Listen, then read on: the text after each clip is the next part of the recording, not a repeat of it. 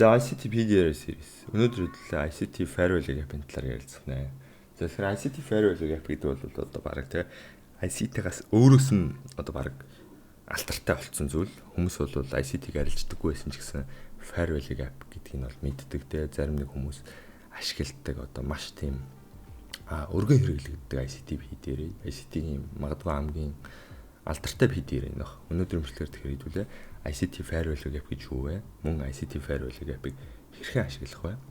Гэдэг талаар ярилцах нэ. Тэгэхээр та бүхэн маань бичлэгээ заавал дуусна үсээрэй. Бичлэгээний төгсгөлд нэгэн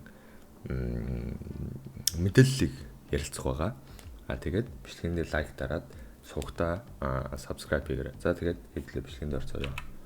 За анх 2016 онд ICT-ийн өөрийн төлбөртэй сургалтын гишүүдтэй Farewell Gap-ийн талаар танилцуулсан бөгөөд 2021-22 оны үеүүдэд өөрийн YouTube бодснаа олон нийтийн хүртэл болгосон. За тэгэхээр энэ 2021-22 он гэдэг нь бол би бас яг сайн баттай мэдгүй байна. Нэг их хайх гэж жоролцсонгүй. Тэр үед угаасаа би ICT арилждаггүй байсан. Тэр энэ бол нэг тийм амар тийм чухал мэдээлэл бол биш. ICT Farewell Gap нь одоо хэд хэдэн онуудад хүмүүсийн хүртэл болсон талаар энэ слайдаар бол мэдээлэл өгж байгаа. За тэгэхээр ICT Farewell Gap гэж юу вэ? Үндсэндээ зах зээлд ханшийн тодорхой нэг бүсэд маш бага хэмжээний захиалга биелэгдсэн. Аль эсвэл эсрэгтлийн захиалга хүчин мөхсцсөн үед үүсдэг 3 лааны ослол юм аа. За тэгэхээр хэдлийн зүүн талд харж байгаа хөтэй. Энэ бол одоо bullish Farewell Gap өсөлтийн ногоон лаатай. Тэгмүүд 3 лааны ослол гэдэг нь болохоор бид нэр лаа 1, лаа 2, лаа 3 ангилж байна. Тэгэхээр лаа 1-ийн оройноос лаа 3-ын ёроол хүртэл энд одоо үүссэн зайг лаа 2-ын маань их бий гэсэн үг шүү дээ. Лаа 2-ын маань их бий. Одоо лаа 1, лаа 3-ын хоорондын огтолцоогүй зайг нь Farewell Gap гэж нэрлэж байгаа маа. Тэр нэг Farewell Gap нь ерөнхийдөө чартн дээр ингэж харагдсан дээ. Лаа 1-ийн оройгоос энэ лаа 1-ийн өнгө бол нэг хамаагүй шин bullish candle хийж болно, bearish candle хийж болно. 1.16 406 гэдэг ханш байгааг харж байгаа. Тэнгүүд лаа 3-ын ёроол буюу 1.16 551 гэдэг ханш бас байгааг харж байгаа. Тэгэхээр энэ хоёрын хоорондод нэг 15 pip байна тий. Энэ нь болохоор лаа 2-ын их бий нь өөрөө Farewell Gap болдог байна. Тэгэхээр ер нь бол энэ 3 лааны candle гэхээс илүү зүгээр одоо ямар нэгэн арилжаа ер нь бол арилжаа маань байнга огтлолцоо явж идэг гэсэн үг. Лаа 1-ийн орой нь лаа 3-ын ёроолтой ер нь бол огтлцож явах ёстой байдаг. Яг гэвэл ханш болохоор үргэлж efficient буюу одоо тэнцвэртэй шударгууныг арилжаатай санал болгохоор явж байдаг. Гэхдээ энд болохоор Farewell Gap гэдэг нь болохоор ямар нэгэн тэнцвэргүй үн ханшид орж ирснээс болж ийм зүйл үүсдэг байна. За тэгэхээр энэ нь яагаад үүсэж байгаа вэ гэхээр ханшид одоо тэр тодорхой нэг бүсэд маш бага хэмжээний захиалга биелэгдсэн. За чинь одоо энэ бол өсөлтийн лав тийм үү? Тэгвэл энийг ингээ өсөө явахад энд яг энэ бүсэд нь лаа 2-ын энэ их бий байгаа бүсэд маш бага хэмжээний зарах захиалга байсан гэсэн үг. Тэгэхээр энд одоо юу гэдэг нь 10хан захиалга байсан байвал шууд биелүүлээд дараагийн захиалга руу явах журмаар одоо энэ хүчтэй өсөлтийг хийсэн. Тийм шалтгааны улмаас Farewell Gap нь үүсч болдог. Аль эсвэл бол эсрэгтлийн захиалга хүчин мөхссөн. Ерөнхийдөө бол нэг л ойлголт. Энд одоо зарах захиалга одоо юу гэдэг чинь те зарах захиалга цөөхөн биш их байсан ч гэж болно. Гэхдээ эндээс худалдаж авах захиалга их байсан учраас одоо бух баага тэмцлийнхаа үр дүнд худалдаж авах захиалга нь зарах захиалга нь худалдаж авах захиалгынхаа хажууд хүчин мөхсцсний улмаас үүсдэг одоо ийм зүй тогтол байна. За тэгэхээр энэ бол бидний bullish жишээ, энэ бол bearish жишээ. Энэ сая хэлсэн те нэг болон 3 дахь лааны өнгө бол явж ач холбогдол байхгүй. Энэ харлаач гэж болно, энэ доогоолаач гэж болно. Тэр бол нэг тийм хамаагүй. Хамгийн гол бидний анхаарах зүйл бол лаа 2. За энэ бол bearish жишээ. За тэгэхээр Farewell Gap яагаад үүсдэг вэ? Дийлэнх тохиолдолд Farewell Gap нь банк санхүүгийн байгууллагууд буюу том тоглогчид зах зээлд хөл тавьсан улмаас үүсдэг гэж хэлж болно.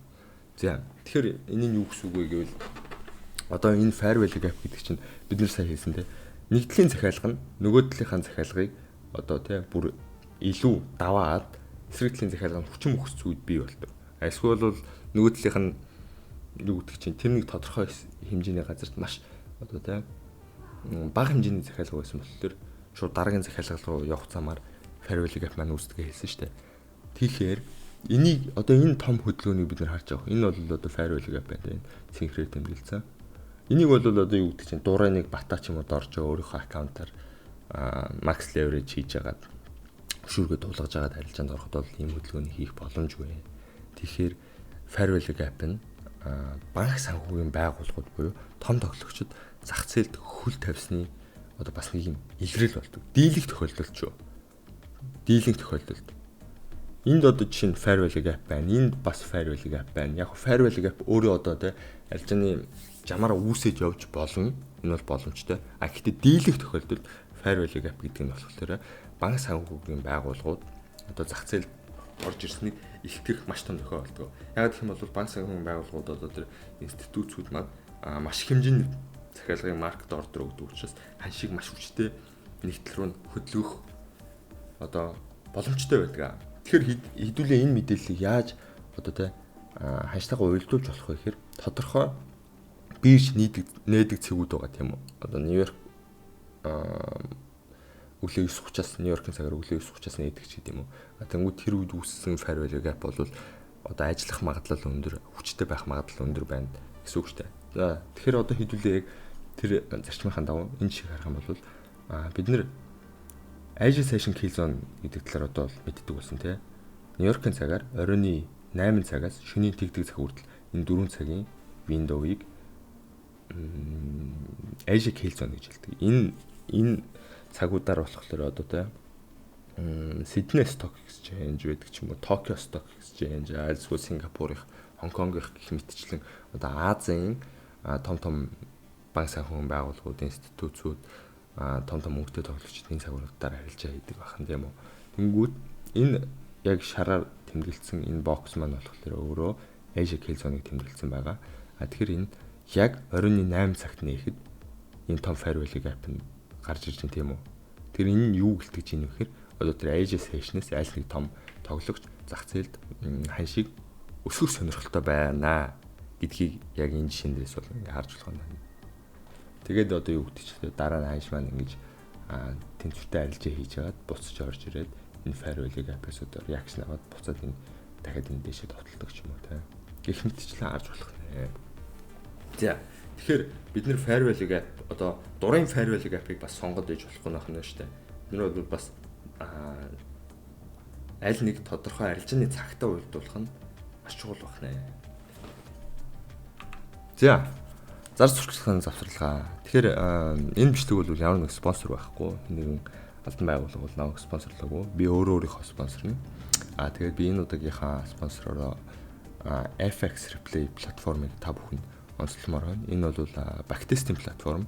Та бүхэн маань амжилттай арилжаач болохоор шийдсэн л бол өдөр болгон тодорхой хэмжээнд бактест хийдэг байх хэвээр. Бактест хийх бол арилжаа хийхэд хамгийн чухал одоо элемент гэж баг хэлж болно. Яагаад гэх юм бол чи өөрийнхөө стратегийг арилжааны төлөвлөгөөг ажилтдаг хэсгийг мэддэг байх хэрэгтэй. Өөрийнхөө арилжааны төлөвлөгөөнд итгэдэг байх хэрэгтэй. Тийм учраас та бүхэндээ FX Replay платформ дээр бактест хийгэрэг зүйлий.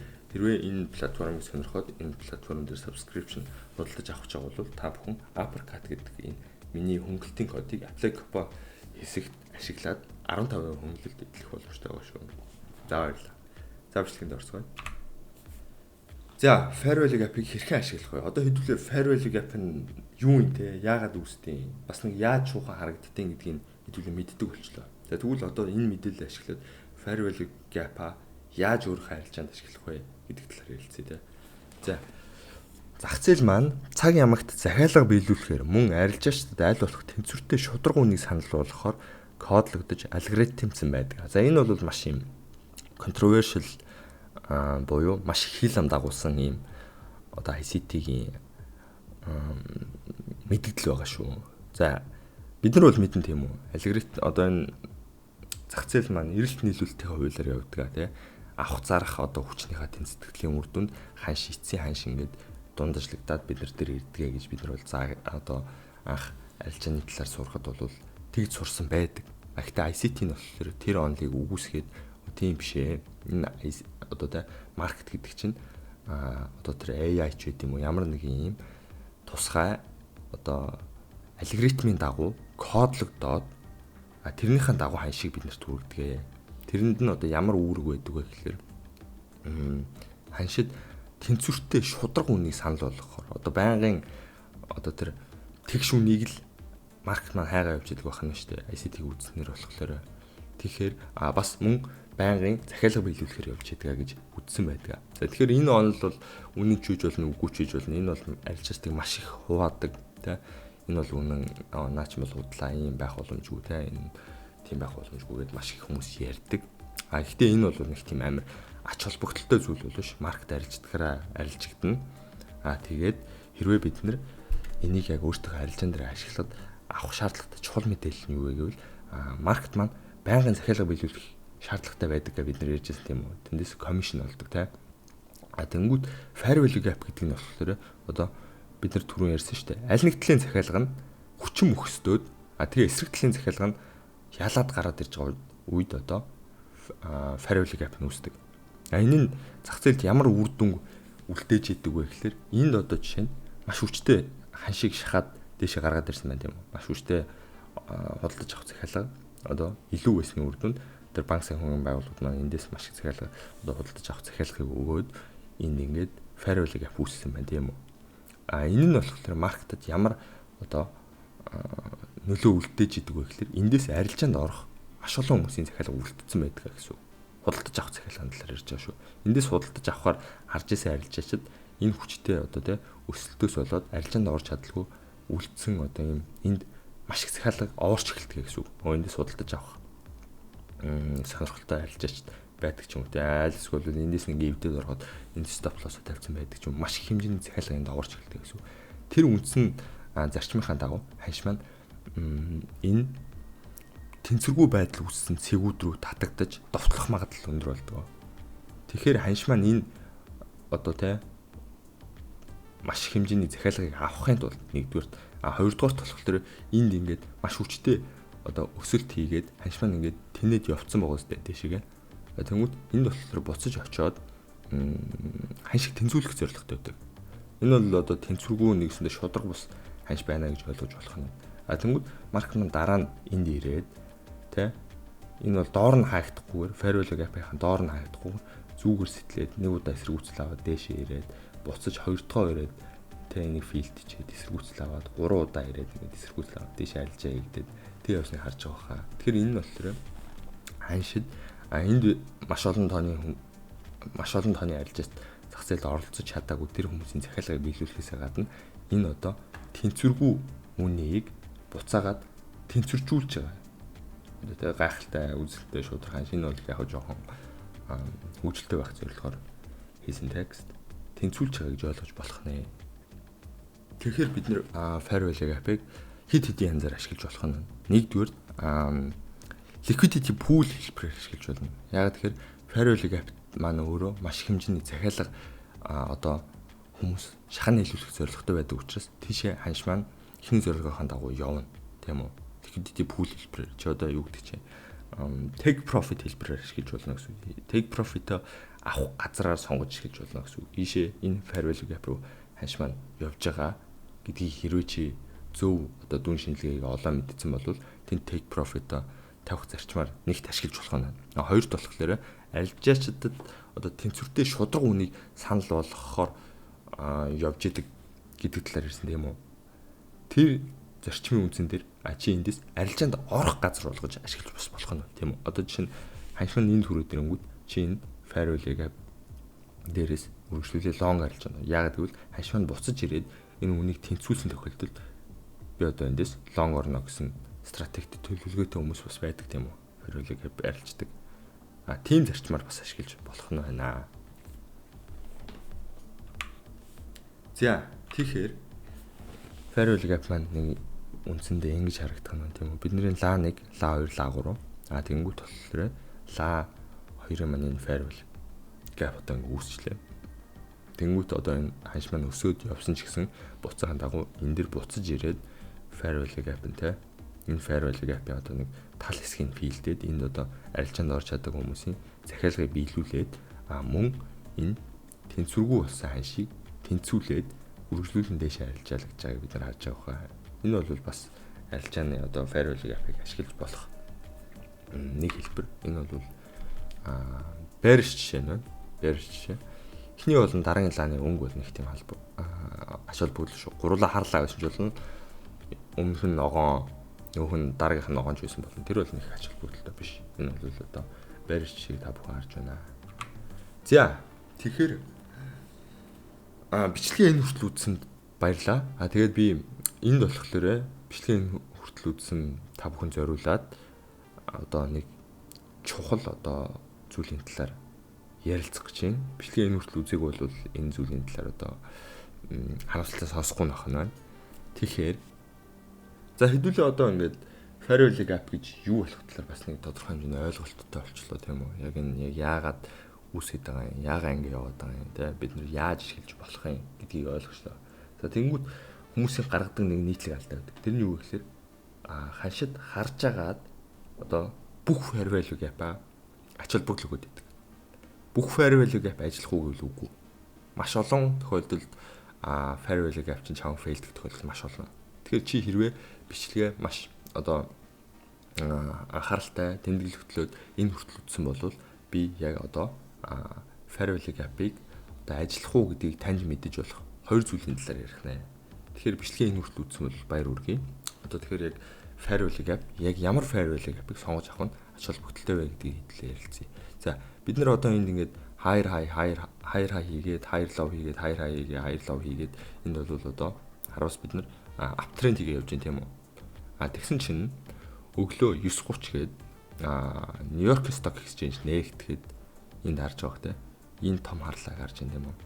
Энэ том харлаа нь болохоор New York-ийн 9:33 үүссэн нэгсэндөө New York-ийн хамгийн анхны fair value gap гэсэн. Тэгэхээр бид нар аль нэг тухайн нэг сешны хамгийн анхны fair value gap-уудыг тэмдэглэх нь давтал болж болдог. Яг тэгэхээр 9:30 Нью-Йоркийн одоо тэр том exchange нээж гинэ гэдэг чинь тэнд байгаа арилжаанд одоо орцох боломжтой болж байна гэсэн үг. Тийм үү? Тэгээ бид нэр ярилцсан шүү дээ. Альва нэг ямарваа нэг банк санхүүгийн байгууллагууд ханшид орж ирэхэд хөл тавихад fair value gap үүсгэж орж ирдэг. Яг гэвэл тэд маш их хэмжээний захиалгыг зах зээл дээр шахаж өгдөг учраас тэгэхээр тэр мэдээллийн дагуу бид нар аль нэг сайшны хамгийн ихний fair value gap-уудыг тэмдэглэх. Бас аль нэг сешн ч эхэлдэггүй. Ер нь нэг тодорхой цагуудын ихний одоо тий шөнийн тэг цагаас хойшоо үүссэн анхны fair value gap ч юм уу тий. Эсвэл шөнийн 3 цагт үүссэн хамгийн анхны 3 цагаас хойш үүссэн хамгийн анхны fair value gap гэдэг юм. Тийм дэлхийд даяар маш олон тооны санхүүгийн байгууллага, stock exchange-үүд одоо тэр биржүүд байгаа тийм үү. Тэд нар бүгд цагаар ажилладаг. Тийм болохоор бид нар энэ fair value gap, зөв fair value gap-аа сонгоё гэх юм бол тодорхой цагууд ач холбогдол өгөх нь асар чухал. За нэгдүгээрт бид нар цаг гэдэг зүйлийг анзаарах нь. Цаг бол асар чухал. ICT одоо ярьдаг те хамгийн чухал ханш бол хэд байх нь хүнд ч хамаагүй. Ханш бол хэд ч үж болно. Тэгээ цаг бол хамгийн их хамаатай. Аль нэг buy side болон sell side delivery хийгдэж байгаа тэр бүх зүйл цагтаа уялдаатай холбоотой байдаг. Тэгэхээр цаг нь бол ач холбогдол өгөх нь хамгийн эхний анхаарах ёстой зүйл байна. Fair value gap-ыг сонгохдоо. Чинь одоо энд биднэрт fair value gap байна тийм үү? Эхний лаа 2 дахь лаа 3 дахь лаа энэ fair value gap байна. Энд fair value gap байна. Энд fair value gap байна. Энд fair value gap байна. Гэтэ энэ бүгд хүндлэгдэхгүй байна тийм үү? Нэг тийм ач холбогдолтой биш байна. Тэр айл нэг чухал fair value gap-ыг сонгохдоо цагийн хамгийн түрүүнд анхаарах нь. Тэгэхээр fair value gap-ийн хэмжээ бол нэг тийм амар чухал биш. Одоо яг энэ ингээд том fair value gap болохоор хүчтэй байна ч гэдэг юм уу. Тийм зүйл бол нэг их байхгүй. Ер нь бол хэмжээ бол нэг тийм гайхалтай чухал зүйл бол биш. Гэтэ яг анхаарахад илүүтэхгүй. Яг том байх тусмаа тэр бол том ханшид том хөдөлгөөн орж ирсэн байна гэдэг чинь том тоглогч орж ирсэн байх магадлалтай. Гэтэ нэг тийм айхтар чухал зүйл бол биш. За тэгээд дараагийн чухал зүйл бид нар энд харж байгаа бох тийм үү. Энд higher high хийсэн, higher low хийсэн, higher high, higher low, higher high.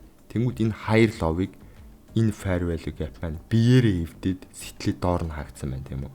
Fair value gap маань хаагдахдаа энэ лааныхаа энэ маркет энэ higher low-ын доор хаагдаад market structure shift буюу change of character хийж ин тийм үү. Хашаад эргэл төлөвлөгөө орж ирээд энд шинэ lower low хийгдсэн байна. Тэгэхээр дараагийн fair value gap бид нар анхаарах зүйл бол ямарваа нэгэн fair value gap-д аль нэгэн structure-ыг эвдэж орж ирэх юм бол тэр хүчтэй fair value gap магадлал өндөр болдог. Яагаад гэвэл энэ жишээн дээр ингээ аваа явах юм. Бид нар higher low хийгээ явж хахад энэ higher high-аас энэ higher low-ыг хийхдээ энэ higher low-ыг энэ сүүлийн higher low-ыг эвдэж чадаагүй тийм үү? Эвдэж чадахгүй байсаар дээш явсан. Яагаад гэвэл энд зарж исэн хүмүүс зарж исэн тодорхой албан байгуулагч үү юм уу, хувь хүмүүс ч үү юм уу, энд болохоор энэ low-ыг эвдэж чадхаар хэмжээний мөнгө байгаагүй. Тэгэхээр үргэлжлээд ханш маань дээшээ шахаж явсан байх тийм үү. Тэгвэл аль нэгэн structure эвдэгдэхэд маш их хэмжээний мөнгөтэй хүмүүс л тодорхой хэмжээний structure-ыг эвдэх боломжтой гэсэн үг. Ер нь бол барагтаал юу гэдэг чинь энэ ягаад тэгэхээр энэ higher high-ын дээр маш олон тооны хүмүүс stop loss-ыг тавьсан байгаа тийм үү.